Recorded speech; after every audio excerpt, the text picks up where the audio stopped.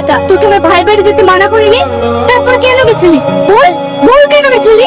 আমি মানেন না মা, উনি ছেড়ে দিন, বিশ্বাস করেন মা।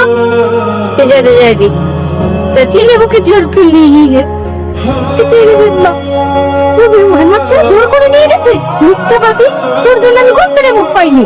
বেড়ে আমার বাড়ি থেকে ওদের কত আশা ছিল, ছেলে করে বিয়ে দিয়ে নাতি নাতির মুখ দেখবো, ওর জন্য আমাদের সব আশা শেষ হয়ে গেল। আমার বাড়ি থেকে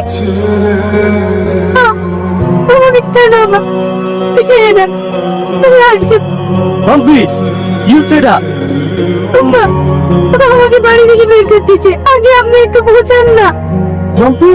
তোমাকে এভাবে বের করতেছে কেন? ওর উপর এমন অত্যাচার করবো নিজে থেকে বাড়ি থেকে বের যেতে বাধ্য হয়।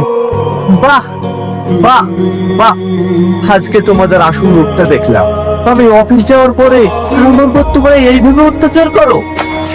কেনে কিভাবে অত্যাচার করে তোকে বলে না নাকি? না, ওই এমন একটা মেয়ে, তোমরা যদি ওকে সারাদিন অত্যাচার করো না, ও আমাকে একটা কথাও বলে না। তো বলে আমার শ্বশুর শাশুড়ি অনেক ভালো, ওকে খুব ভালোবাসি। ওটা তো বলতেই হবে। ও বাজা, এইটুকু অত্যাচার সহ্য করতে পারবে না।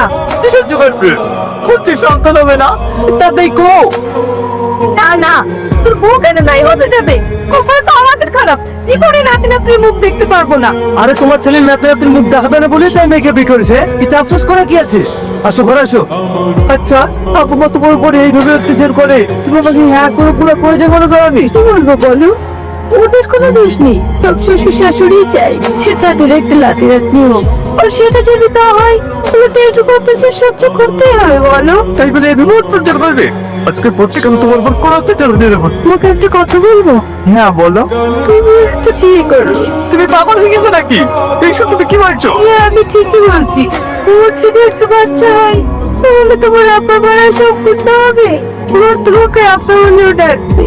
আমার বাপ ডাক শোনার কোনো দরকার নেই, আমি তোমাকে ভালোবাসি, তুমি দেখলে আমার হয়ে যাবে। তাড়াতাড়ি রেডি হয়ে নাও, এক জায়গায় যেতে হবে। কোথায় যাবা? একটা ভালো একটা সন্ধান পেয়েছি, ওখানে তোমাকে নিয়ে যাব।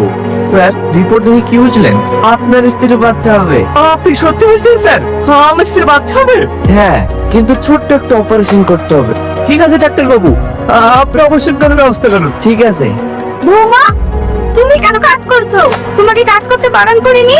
আমার নাতির যদি কিছু হয় না তাহলে কিন্তু তোমার কপালে কষ্ট আছে। তাও ঘরে গিয়ে রেস্ট নাও গা। এটা তুমি কি খাচ্ছ? এতে তো আমার নাতির ক্ষতি হবে। এটা আমাকে দাও, তুমি ফল খাও।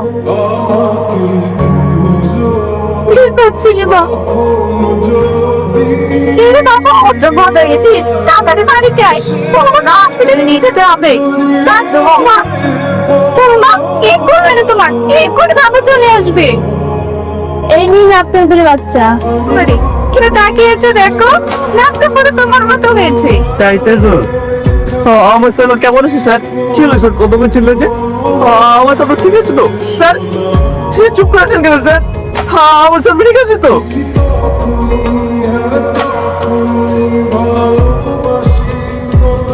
সালমা, কি আছে তোমার?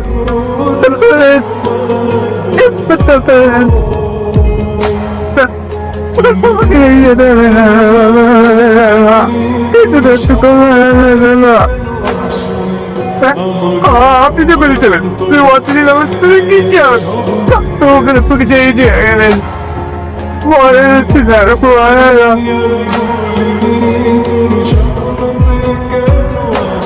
তুমি শান্ত, কেন যে তোমাকে মিথ্যে কথা বলেছিলাম শোনো। একটু বাবু, কি মা হতে পারবো না?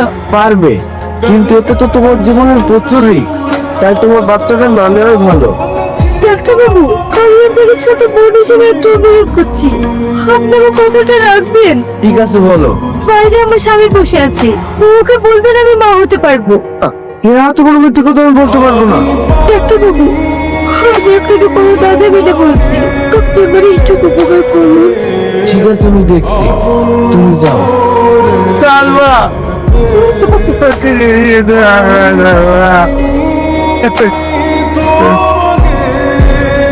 তুমি শান্ত হও, এটা তোমার স্ত্রী তোমরা দিতে বলেছে। আমি জানি তুমি খুব কষ্ট পাচ্ছ, কিন্তু কি করবো বলো? তোমার সঙ্গে সারা জীবন বাঁচতে চেয়েছিলাম, এটা আর আমার হলো না। আমি চাই আমার ছোট চাকুরিয়া স্বামী সবার আশা পূর্ণ করতে, সবার মুখে হাসি ফোটাতে। তাই আজ আমি নিজের জীবন বিপন্ন করে আমাদের সবার সুখের জন্য আমি আমার বাচ্চাকে তোমাদের কাছে শেষ উপহার হিসেবে দিয়ে দিলাম। আমার ছেলেটাকে মানুষের মতো মানুষ করো, তাই আমি চাই। আর তোমাকে মিথ্যে কথা বলার জন্য ওকে ক্ষমা করে দিও। তোমার সাল